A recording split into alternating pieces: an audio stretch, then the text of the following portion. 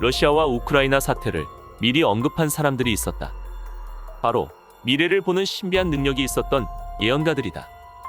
오늘은 2022년 이후 인류에게 닥칠 일을 예고했던 예언가들의 충격적인 예언에 대해 알아보겠다.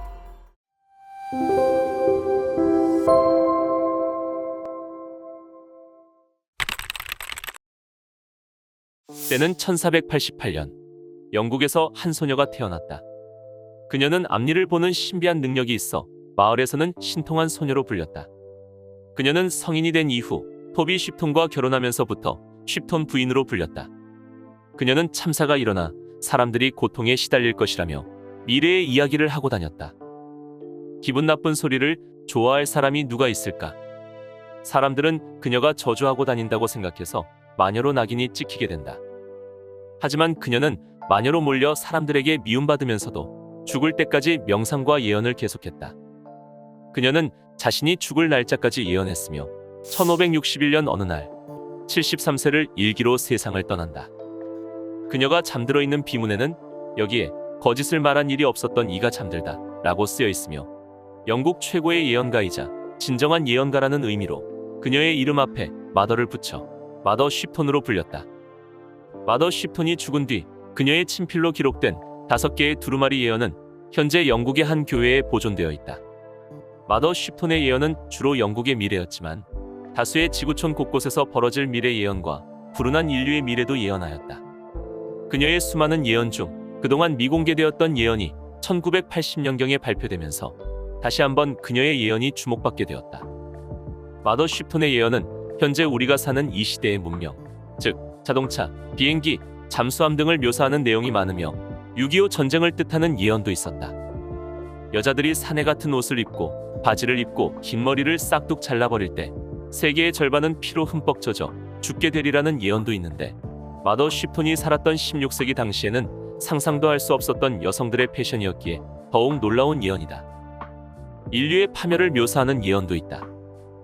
불같은 용이 하늘을 가로지른다. 이 상황이 6번 일어나기 전에 이 땅은 죽는다. 인류 전체가 공포에 떨고 겁에 질린다. 이 예언의 6번째 사자에 의해 마더 쉽톤의 이 예언이 제3차 세계대전을 뜻하는 게 아니냐는 해석도 있다. 몇백 년 전 예언가들은 핵이나 미사일 같은 최첨단 무기를 본 적이 없으므로 보이는 대로 표현한 것이 특징이다. 가장 뛰어난 예언가로 평가받고 있는 노스트라다무스의 예언 중에서도 하늘에서 공포의 대왕이 내려온다는 대목이 있는데 마치 똑같은 모습을 보고 다른 언어적 표현을 한 것으로 보이는 대목이다. 마더 쉽톤의 예언이 인류의 파멸만 묘사하고 있지는 않다. 땅은 갈라지고 다시 한번 박살난다. 당신은 이것이 이상하다고 생각한다. 이것은 실제로 일어난다. 멀리 떨어진 땅에서 아주 작은 숫자의 인간들이 단단한 산을 떠난다. 이들이 인류를 다시 만든다. 이 내용에서 말하는 땅이 갈라지는 사건은 지구 축의 변화에 의한 것이라는 해석이 있다. 예언의 핵심은 멀리 떨어진 땅에서 오는 아주 작은 숫자의 사람들이 누구인가 하는 문제다. 그리고 그들이 있던 단단한 산이란 또 무엇을 의미하는 것일까?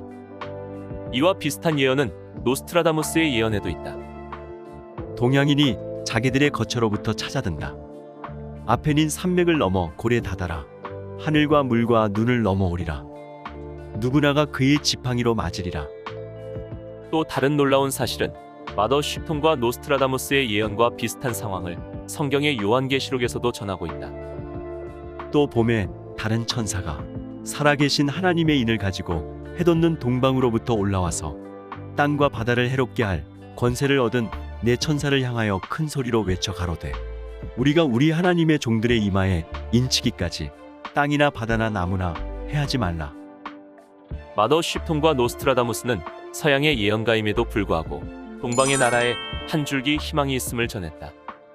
이에 대해 그 동방의 나라가 어디인지 자세히 설명한 또 다른 예언가들도 있었다. 이 예언가들에 대해서는 영상 마지막에 다뤄보겠다.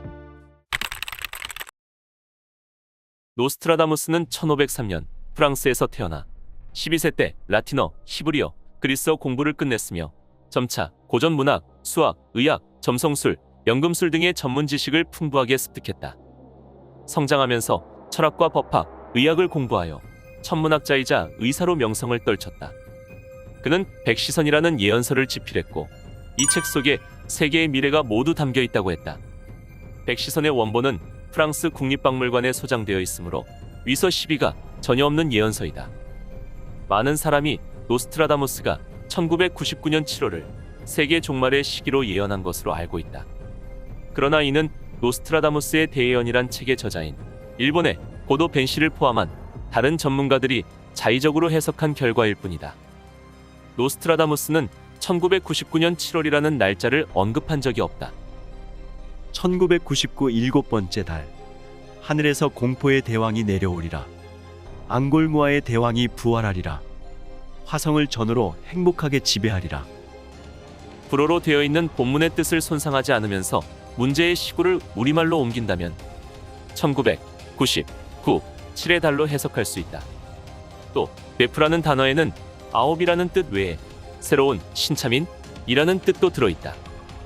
노스트라다무스의 예언은 대체로 신빙성이 뒷받침됐다.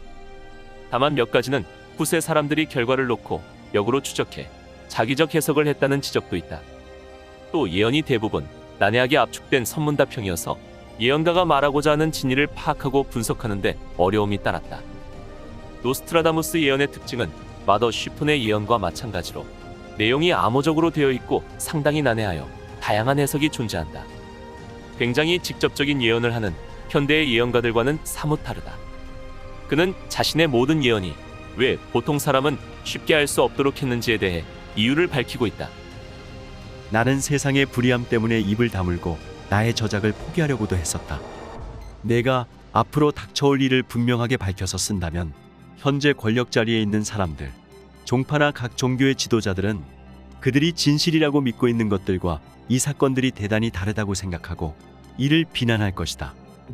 이러한 이유 때문에 나는 미래에 일어날 사건들을 그대로 기록하지 못하고 비밀스럽게 수수께끼처럼 묘사할 수밖에 없었다. 또한 장차 일어날 일들이 놀라기 잘하는 사람들을 분노케 하는 일이 없도록 모든 것은 모호하게 쓰여졌다. 그래서 학자나 현인, 권력자나 왕들은 이해하지 못하고 보잘것없고 겸손한 사람들이 이해할 수 있도록 하였다. 또한 영원한 하나님으로부터 예언적인 직감의 능력을 부여받은 예언자들도 이를 이해할 것이며 이러한 예언의 직감에 의해서 사람들은 먼 앞날의 일들을 알게 될 것이다. 주변에선 그를 미치광이라고 조롱했으나 프랑스 왕비 카트린 드 메디치는 노스트라다무스 예언의 영험함을 알고 있었다. 그는 왕비의 요청으로 왕궁에 출입하면서 국왕 앙리 2세와 왕비의 자문에 응했다. 노스트라다무스는 어느 날 왕비를 수행한 한 소년에게 장차 왕이 될 것이라고 예언했다. 이 말대로 소년은 훗날 앙리 4세가 되었다. 노스트라다무스는 자신의 죽는 날짜와 시각까지 예언했으며 그의 예언은 시공을 초월했다. 프랑스 앙리 2세의 죽음, 프랑스 대혁명과 루이 16세의 처형, 나폴레옹 부상, 러시아 공산혁명, 히틀러 등장, 제2차 세계대전, 노르망디 상륙작전, 히로시마 원자탄 투하, 케네디 암살, 유럽 공동체 태동, 공산권 붕괴, 중국 천안문 사태, 9.11 테러 등을 예언했다. 그는 2001년에 발생한 9.11 테러를 예언해서 적중했는데 1999년에 지구 종말을 예언했다는 게 앞뒤가 맞지 않는다. 이것은 그의 예언이 적중하지 않았다기보다 전문가들이 해석을 잘못했다는 추측이 더 신빙성 있어 보인다. 노스트라다무스는 타고난 연기와 초인적 통찰력으로 500년 이후의 세상까지 내다봤다. 혹자는 그가 천사장 미카엘의 환생이었다고 주장하기도 한다. 다음은 노스트라다무스의 예언 중 대전쟁의 발발을 예언한 내용이다. 인류의 커다란 혼란 뒤에 더 큰 혼란이 준비되고 있으며 거대한 모터는 새로운 세기들을 가져올 것이다. 비처럼 내리는 피와 우유, 기아, 강철, 역병. 하늘에는 긴 불꽃을 내며 달리는 불이 보일 것이다. 전문가들은 이 예언이 21세기를 전후하여 일어날 국가 간의 큰 분쟁의 모습을 그리고 있다고 해석하고 있다. 일부 노스트라다무스 연구가들은 이를 3차 세계대전으로도 해석한다. 무서운 전쟁이 서양에서 준비되면 다음 해에는 돌림병이 찾아오리라. 너무도 두려워하리라. 젊은이도 늙은이도 동물도. 무서운 전쟁이 서양에서 준비되면 다음 해에 질병이 퍼진다고 했다. 젊은이도 늙은이도 동물까지도 너무나 두려워한다는 이 돌림병의 정체는 과연 무엇일까? 한편 영국 매체 데일리 스타에서는 노스트라다무스가 러시아와 우크라이나 사태도 맞췄다는 주장이 나왔다. 2022년 유럽 전쟁과 관련한 내용이 담겼다는 주장이다. 노스트라다무스는 2022년 봄 유럽 주변에서 전쟁이 발생할 것이라고 예언했는데 그의 예언에는 파란 머리는 하얀 머리가 될 것이다. 양쪽 모두 어느 정도 피해를 입는다. 프랑스는 양쪽 모두에게 이익이 될 것이다 라고 적혀 있다. 이에 전문가들은 2022년에 3차 세계대전이 발발할 것이라고 해석하기도 했고 러시아가 우크라이나를 침공한 상황과 매우 일치한다고 입을 모으기도 했다. 타너스님은 1913년도에 태어나 1983년도에 입적했다. 대한민국 불교에도 커다란 업적을 남긴 인물이지만 타너스님의 큰 업적보다도 대중에게는 예언가로 더 유명하다. 타너스님이 생전에 정확하게 미래를 내다본 일이 많았기 때문이다. 타너스님은 자신이 죽을 날짜도 예언했는데 그 시간까지도 정확하게 적중했다. 때는 1949년. 타너스님은 개미떼가 법당들에 죽어있는 모습을 보았다. 자기들끼리 싸우다가 죽은 것인데 이 모습이 너무 불길해 보여서 역학 원리를 통해 분석해보니 다음 해에 민족 다툼이 벌어질 것이 예견되었다. 이에 스님은 제자들과 함께 경남 양산의 통도사로 피신했고 1950년 6.25 전쟁이 발발했다. 시간은 흘러 1968년 타너스님은 오대산 월정사의 암자에서 화엄경의 번역본을 집필하고 있었다. 그런데 스님은 갑자기 집필 중인 원고와 원본 책들을 모두 다른 곳으로 옮겨야 한다고 했고 이에 사람들은 모두 짐을 싸서 삼척의 영은사로 옮겼다. 원고를 모두 옮기고 15일 후에 울진과 삼척에 북한 무장 공비가 대거 침입하는 사건이 발생한다. 쫓기던 공비들은 오대산 일대로 도망쳤는데 이를 토벌하기 위한 사령부가 월정사에 설치되었다. 사람들이 한 달 후 돌아와서 살펴보니 월정사는 곳곳이 파이고 불에 타 폐허처럼 변해 있었다고 한다. 하지만 앞날을 내다본 타너스님 덕분에 중요한 원고는 모두 지켜졌다. 1970년대 초 미국은 베트남 전쟁에 참전하게 된다. 미국은 전쟁에서 져본 적 없는 강대국이었기에 당연히 세계는 미국의 승리를 예상했다. 그러나 타너스님은 초강대국 미국은 역학의 원리로 베트남과 전쟁을 한다면 망신을 당하고 필패할 것이라고 예언했다. 사람들은 믿지 않았지만 결국 이 예언은 현실이 되었다. 미국은 베트남 전쟁에서 패하게 되었고 이것은 미국이 패배한 유일한 전쟁으로 남았다. 이렇게 놀라운 일화들이 알려지면서 타너스님은 한국의 대예언가로 유명해졌다. 서양의 예언가들은 크고 작은 전쟁에 대해 암호적으로 설명하고 있지만 타너스님의 예언은 굉장히 직접적이다. 소규모 전쟁들이 계속 일어날 것이다. 그러나 인류를 파멸시킬 세계전쟁은 일어나지 않는다고 했다. 그런데 타너스님은 전쟁 대신 다른 것을 경고했다. 지진에 의한 자동적 핵폭발이 있게 되는데 이때는 핵보유국들이 말할 수 없는 피해를 당하게 될 것이다. 남을 죽이려고 하는 자는 먼저 죽고 남을 살리려고 하면 자신도 살고 남도 사는 법이다 라고 했다. 마지막으로 마더십 톰과 노스트라다무스 그리고 요한계시록에는 동방의 나라에 대한 언급이 있었는데 이들 외에 동방의 나라에 대해 언급한 다른 인물들도 알아보겠다. 타너스님은 한국이 장차 동방의 종주국이 될 것이라 예언했다. 타너스님은 대한민국의 미래에 대해 다음과 같이 예언했다. 앞으로 펼쳐질 후천시대에는 한반도의 미래가 매우 밝다고 하겠다. 오래지 않아 우리나라에는 위대한 인물들이 나와서 분단된 조국을 통일하고 평화로운 국가를 건설할 것이다. 또한 모든 국내 문제를 해결하고 우리나라의 국위를 선양할 것이다. 우리나라의 새로운 문화는 다른 여러 나라의 귀감이 될 것이며 전 세계로 전파될 것이라고 했다. 타너스님은 간방에 시간적으로도 별실에 간의 도수가 이미 와 있으므로 어두운 역사는 끝맺게 되고 이제 새로운 역사가 시작될 수밖에 없다고 말했다. 이것은 인류 역사의 시작과 끝이 모두 이 땅에서 이루어진다는 엄청난 발언이다. 동방의 대성인이신 공자도 이런 말을 했다. 간은 동북방을 상징하는 괴인이 만물이 열매를 맺어 종지부를 찍음과 동시에 시작이 이루어지는 곳이다. 따라서 조물주의 창조의 이상 섭리가 간방에서 이루어진다. 동북방을 상징하는 괴인 간방은 우리나라를 일컫는다. 동북간방, 이곳이 만물이 끝을 맺는 곳이고 새로운 시작을 하는 곳이라는 것이다. 호피족은 가장 오래된 아메리칸 인디언이다. 이들의 신화에 따르면 창조주 다이오와가 만든 제1세계는 인구 증가로 서로 싸우기 시작했고, 이에 다이오와가 진노해 올바른 인간들만 지구 속으로 데리고 들어가고 지상은 화산 폭발과 물로 휩쓸어 버렸다. 그 뒤에도 2번씩이나 얼음과 홍수로 인류의 잘못을 심판한 뒤 현재는 제4세계를 맞았다고 한다.